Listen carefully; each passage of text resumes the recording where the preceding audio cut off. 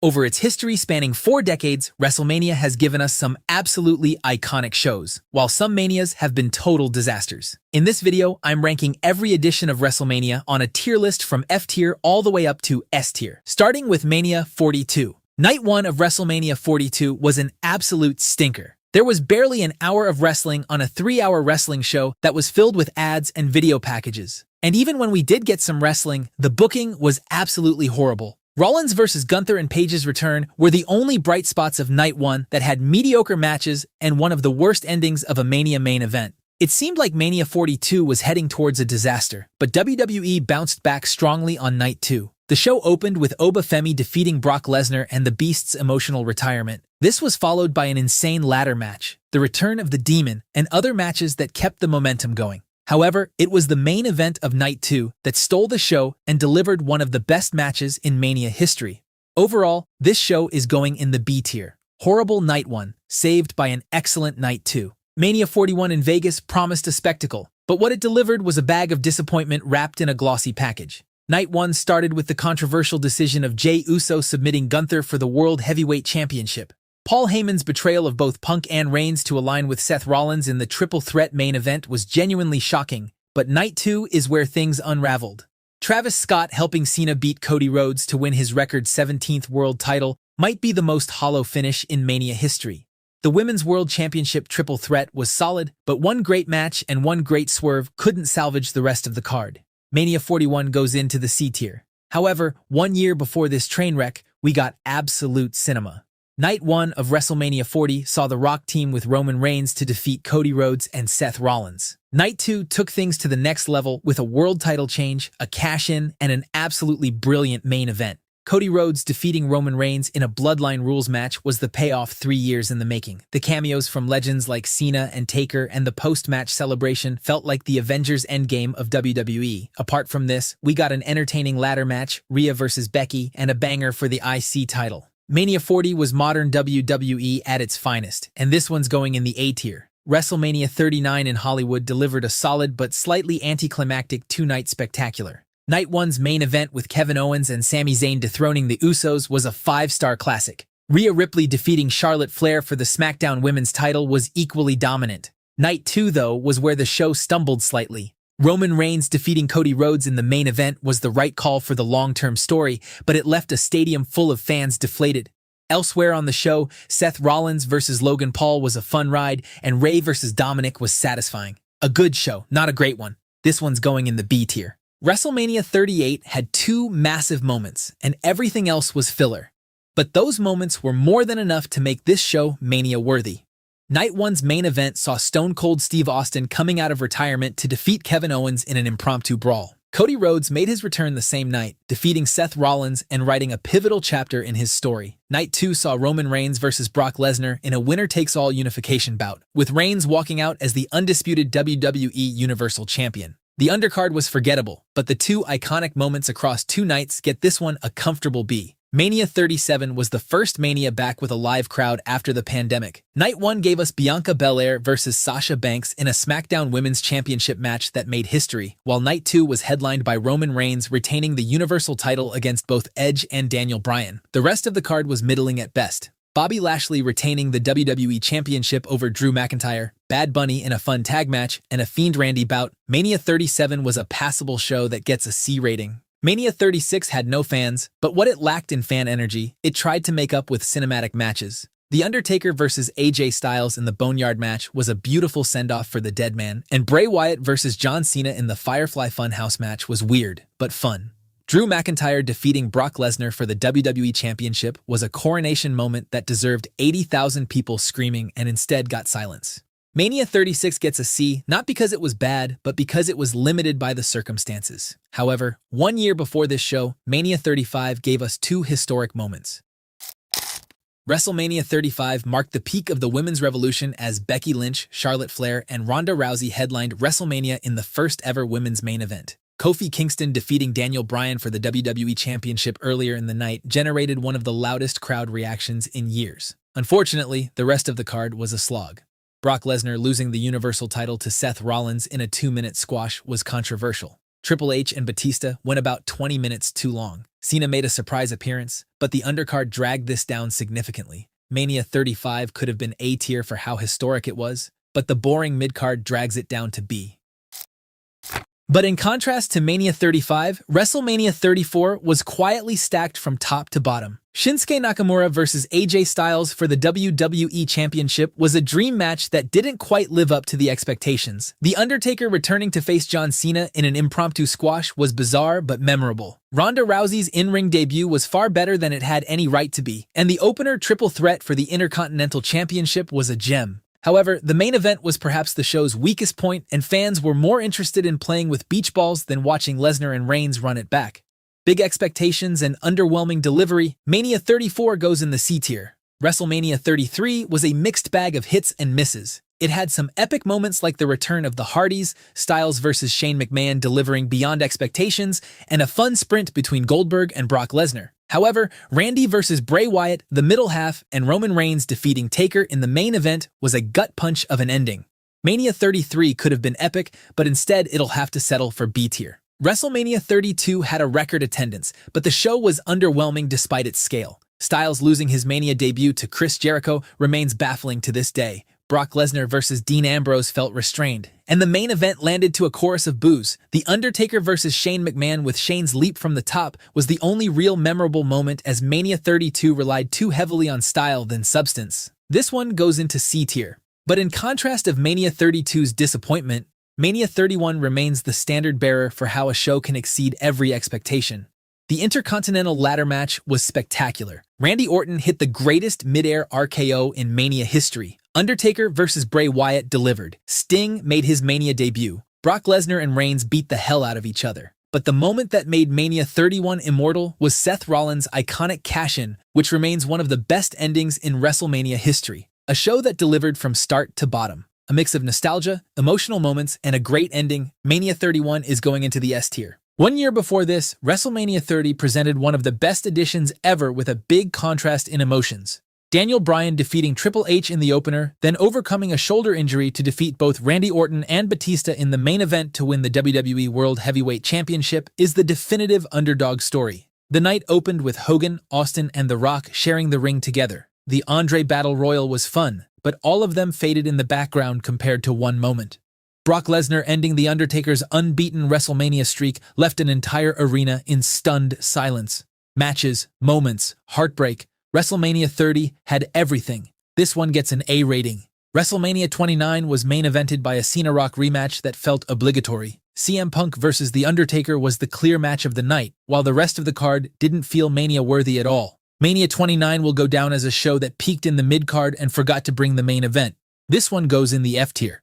It's not just that Mania 29 was a bad show, it's how it totally paled in comparison to what it was following up. WrestleMania 28 had two blockbuster matches, The Rock versus John Cena in a clash of generations, and the epic Hell in a Cell match between Triple H and The Undertaker, with Shawn Michaels as special referee. CM Punk versus Jericho for the WWE title was solid, and even the Sheamus Daniel Bryan squash, as controversial as it was, ended up launching Bryan's career. Two great matches, two great stories, a decent undercard. Mania 28 goes into the A tier. However, the build-up to this Mania started at the previous year's show. WrestleMania 27 saw The Rock return as the host, but the main event between The Miz and John Cena felt like something that belonged on an episode of Raw instead of the grandest stage. Triple H versus Undertaker was the one genuine bright spot, while everything else ranged from forgettable to painful. Michael Cole versus Jerry Lawler somehow got 15 minutes in the middle of the card, while other matches failed to stand out. One of the worst editions of Mania, this one gets an F. WrestleMania 26 was headlined by the career versus streak match. The main event earned a standing ovation and ended HBK's career. But the problem is that everything surrounding it was a mixed bag. Cena versus Batista for the WWE title was decent. Bret Hart versus Vince McMahon was awkward, and Money in the Bank found a controversial winner in Jack Swagger. The show is remembered for one thing only, but that epic ending was enough to get it to B tier. On the 25th anniversary of WrestleMania, WWE somehow delivered Mania's greatest match while surrounding it with a thoroughly mediocre show. The Undertaker versus Shawn Michaels saw two Mania legends performing at their absolute peak. And then Triple H versus Randy Orton closed the show and killed the atmosphere completely. John Cena winning the world title in a decent triple threat, CM Punk winning the briefcase, and the Battle of the Hardy Boys rounded out an average supporting card. Taker and HBK's classic carried Mania 25 to the B tier.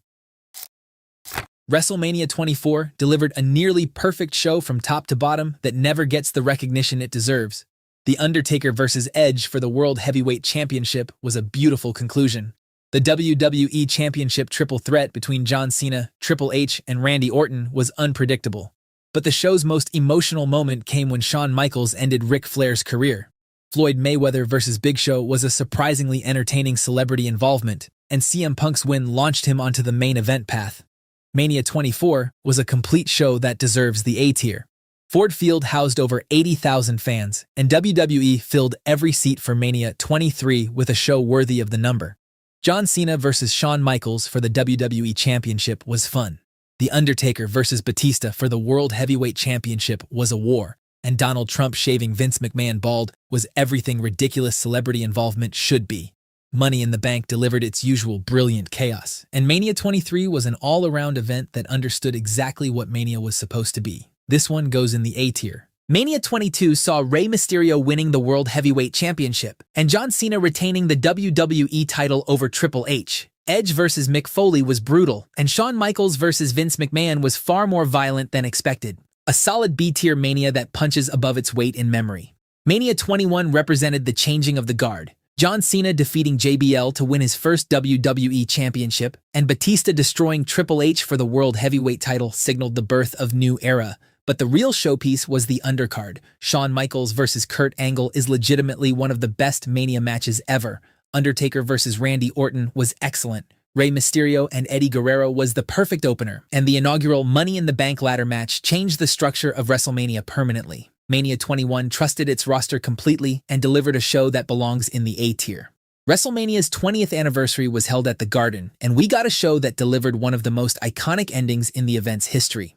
Chris Benoit won the World Heavyweight Championship in a triple threat before he and Eddie Guerrero shared a tearful celebration in the center of the ring. Regardless of everything that followed in that moment, it was special. John Cena winning his first title marked his arrival. Goldberg versus Brock Lesnar in the departure match for both men was memorably awkward, and The Undertaker made his return. A complicated show to rank, this one had some solid matches and gets a B for that emotional ending. Mania 19 was the perfect blend of old legends and new stars. Brock Lesnar versus Kurt Angle in the main event almost ended in disaster. Austin and The Rock's final battle delivered nostalgia. Shawn Michaels returned to WrestleMania for the first time in 5 years and delivered a gem against Chris Jericho. Hogan versus Vince in a street fight was fun. Triple H retaining against Booker T was the one genuine booking disappointment on an otherwise stellar night. Mania 19 was a stacked show that rarely gets its flowers. This one's going in the A tier.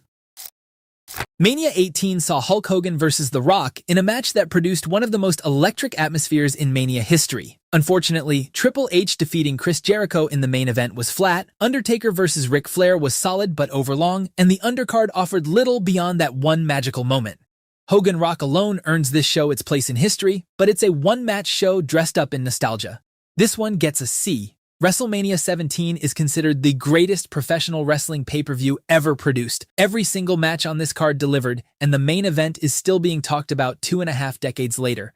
Stone Cold Steve Austin versus The Rock for the WWF Championship in a no DQ match at the peak of the Attitude Era was a war capped by Austin's jaw-dropping heel turn. The TLC match between the Hardys, Dudleys, Edge, and Christian redefined tag team wrestling, Triple H versus Undertaker, Vince versus Shane in a brutal street fight, Kurt Angle versus Chris Benoit. This was every storyline, every rivalry, and an entire era firing on all cylinders at the absolute perfect moment. Mania 17, the GOAT, easy S tier. Mania 16, the only WrestleMania in history without a traditional singles match anywhere on the card. The main event had a disappointing finish, and most matches flopped, but the Triangle Ladder match saved this show from being a total bomb. Mania 16 gets a C.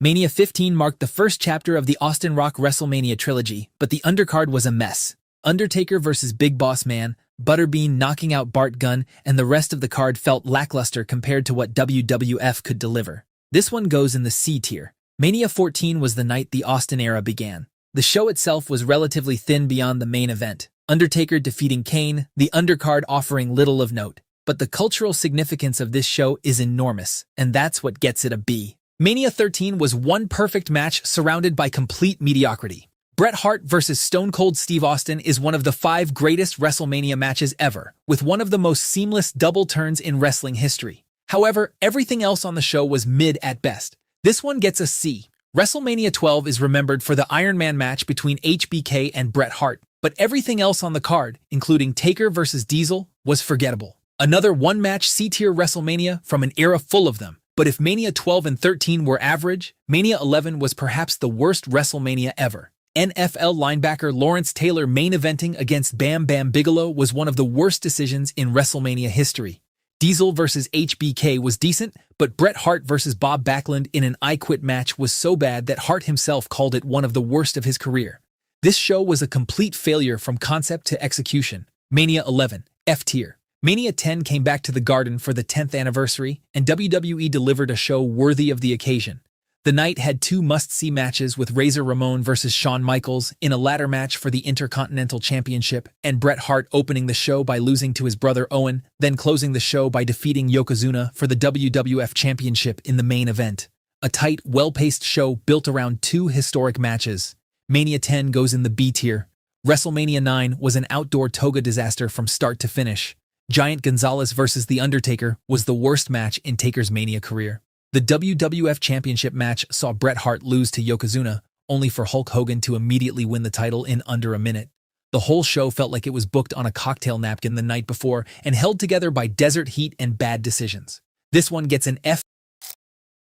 Mania 8 saw Randy Savage vs. Ric Flair for the WWF Championship and Bret Hart vs. Roddy Piper for the Intercontinental title. Everything else was either passable filler or the dismal Hogan-Sid Justice main event, which ended in disqualification. Still, those 2 matches in the middle made Mania 8 worth the price of admission. This one gets a C.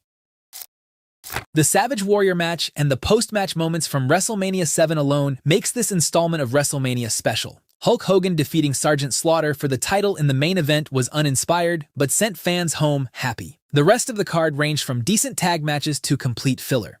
Another C-tier show. Mania 6 gave us the ultimate challenge, Hulk Hogan and the Ultimate Warrior, both at their peak popularity, going one-on-one with both the WWF and Intercontinental titles on the line. The match itself was limited in technical quality, but the spectacle with 67,000 fans on their feet made this encounter special. The rest of the card is forgettable, but the main event delivered exactly what it promised and gets this show a B. WrestleMania 5 saw the Mega Powers explode. By 1989 standards, this was about as good as it got. The undercard was subpar, but the Mega Powers story was the first genuinely great Mania storyline, and the main event paid it off properly. Another B-tier show elevated by the Mega main event. WrestleMania 4 tried to be innovative with a one-night tournament to crown a new WWF champion. The execution was exhausting as 14 matches were crammed into one night, with Randy Savage working multiple bouts to win the title. Savage's coronation was the right ending, but the tournament format felt sluggish. This one gets a C. WrestleMania 3 gave us the first official WrestleMania moment as 93,000 people in the Pontiac Silverdome saw Hulk Hogan bodyslam Andre the Giant. The match was basic, but the electricity in that building was something that has never been replicated. And then there was Ricky Steamboat versus Randy Savage for the Intercontinental title in an absolute classic. 2 very different kinds of greatness on the same card. That's what makes Mania 3 A-tier. Splitting the show across New York, Chicago, and Los Angeles, WrestleMania 2 was an ambitious experiment that created a disjointed mess. The concept was never repeated, and for good reason. Los Angeles got Hulk Hogan versus King Kong Bundy in a steel cage, the closest thing to a proper main event, and still thoroughly average. Mania 2 goes in the F tier. And then we go back to the one that started it all. March 31st, 1985 at Madison Square Garden. And without this show, nothing else on this list exists. Vince McMahon rolled the dice on a live closed-circuit event anchored by celebrity cameos of Muhammad Ali, Cyndi Lauper, and the main event of Hulk Hogan and Mr. T versus Roddy Piper and Paul Orndorff. The wrestling was rough, the card was thin, and most of the matches were too short to rate. But the atmosphere was electric, the cultural impact was real, and this show planted a seed that grew into the biggest show in wrestling history, earning this show a solid B.